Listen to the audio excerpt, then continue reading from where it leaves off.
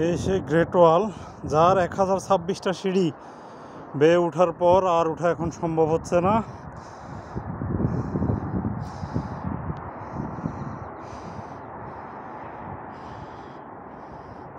এটা হচ্ছে আমার অপোজিট দিকেরটা, আর আমি যেদিকে উঠছি সেটা এইখান থেকে ঠিক বোঝা যাচ্ছে না।